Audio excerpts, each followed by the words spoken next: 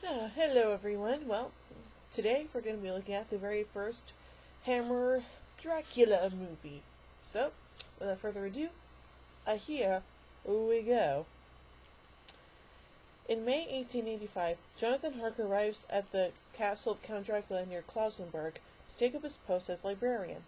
Inside, he is startled by a young woman who claims she is a prisoner and begs for his help. Dracula then appears to greet Harker and guide him to his room, where he locks him in. Jonathan starts writing his diary, and his true intentions are revealed. He is a vampire hunter and has come to kill Dracula. Dun dun dun. Freed sometime later, Harker again is confronted by the desperate woman. She begs him for help, but quickly reveals herself as a vampire and bites his neck. Uh-oh. Just as she does, Dracula, fangs bared and lips bloody, arrives and pulls her away. Harker tries to stop him, but Dracula quickly knocks him out. When he awakens in daylight, Harker finds the bite marks on his neck, knowing that he is doomed to become undead unless he kills Dracula.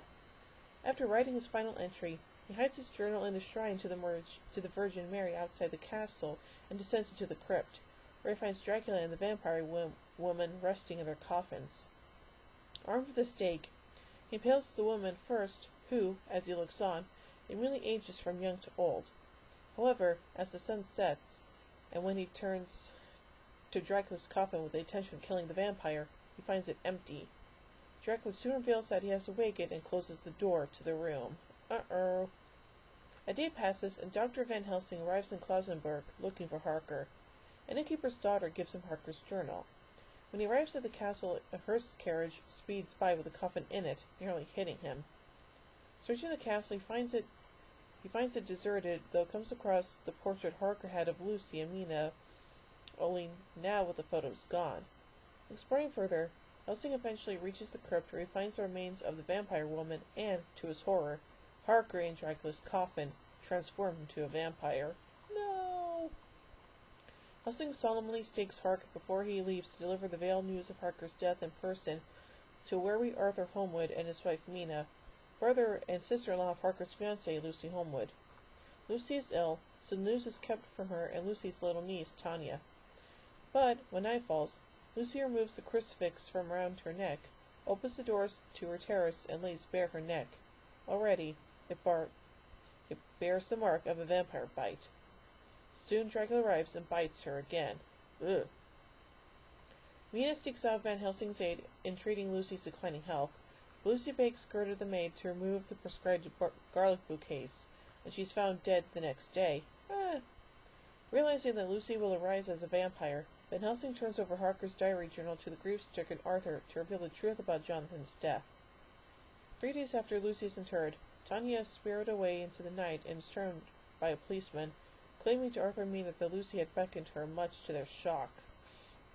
Later that same night, Lucy, now undead and evil, lures Tanya once more to a graveyard with the intent to feed on her and turn her into a vampire. But the child is saved when Arthur, having come to investigate Lucy's empty, stops her. Lucy sets out to attack him, but Van Helsing manages to ward her off with a cross and forces her to flee back to her crypt. After securing Tanya's okay and seeing Lucy back in her coffins, Helsing explains to Arthur that she was targeted to replace the woman Harker killed. Helsing suggests using her to lead them to Dracula, but Arthur refuses out of fear of others she could potentially infect. As such, Helsing goes to stake her, telling Arthur the Lucy he knows is long dead and is nothing more than a shell, a walking corpse under Dracula's command. And it's the only way to grant her eternal peace, and the only way to grant her eternal peace is to destroy her body. Van Helsing stakes her in her coffin, and, when Arthur takes one final look at Lucy's body, he sees her body free of corruption and finally at peace. Yay! Van Helsing and Arthur travel to the customs house in Ingolstadt to track down the destination of Dracula's coffin, which Van Helsing saw carried away when he arrived at Dracula's castle. Meanwhile, Mina is called away from home by a message telling her to meet Arthur at an address in Karlstadt, the same address Arthur and Van Helsing are told the coffin was bound for, and Dracula is indeed waiting for her. The next morning, Arthur and Van Helsing find Mina in a strange state. They leave for the address they were given, an undertaker's, but find the coffin missing. They decide to set off again to inspect an old graveyard they suspect might be the coffin's new resting place. Arthur tries to give Mina crutches to wear but it burns her, revealing that she is infected by vampirism and is slowly turning into a vampire herself. Uh-oh. During the night, Van Helsing and Arthur guard Mina's windows outside against the return of Dracula, but Dracula nonetheless appears inside the house and bites her. She is saved when Arthur agrees to give her an emergency blood transfusion administered by Van Helsing. When Arthur asks Gerda to fetch some wine from the cellar, she tells him that Mina had forbidden her to go to the cellar. Upon hearing this, Van Helsing realizes the coffin's location, the cellar of the Homewood's own house. He boasts downstairs to find it, but Dracula is not in the coffin and instead escapes into the night with Mina, intent on making her a new bride. After planting a cross inside Dracula's coffin, Homewood and he realize that Dracula now has only his castle to hide in.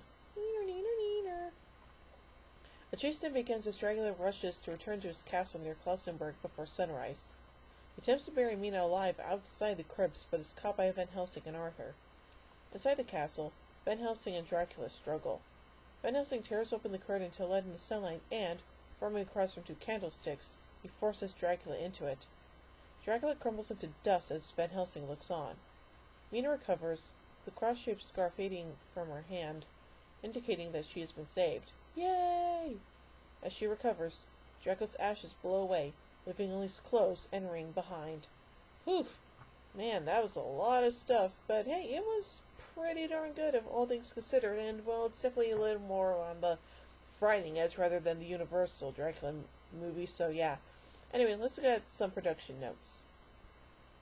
The filming of Dracula's destruction included a shot in which Dracula appears to peel away his decaying skin. This was accomplished by putting a layer of red makeup on Lee's face, and then covering his entire face with a thin coating of mortician's wax, which was then made up to conform to his normal skin tone. When he raked his fingers across the wax, it revealed the raw marks underneath. The Starlight sequence was cut out, but was restored for the 2012 Blu-ray release using footage from a badly damaged Japanese print. Okay. At the end of the film, Dracula is destroyed on an inlaid zodiac wheel on the floor, which has several quotes in Latin and Greek. The inner circle in Greek has a quote from Homer's Odyssey, Book 18, Chapter 18, page 136 to 137, which reads, "The mind of men who live on the earth is such as the day the Father of gods and men, meaning Zeus, brings upon them." The outer wheel is in Latin, and is a quote from Isio via Bartolomeo Anglico, which reads, and I'm only going to do the English translation here, so, "And earth first bare starry heaven equal to herself, to cover her on every side, and to be an ever-sure abiding place for the blessed gods." Dracula's ring is left on the glyph of the sign of Aquarius on the zodiac wheel. Huh, interesting. So yeah, overall, as it starts to the Hammer Dracula movies, it's overall pretty darn good. So with that, I give Dracula 5 jack-o'-lanterns out of 5. Well, join me tomorrow as we meet the brides of Dracula. Woo-ha-ha-ha. So, until tomorrow, peace.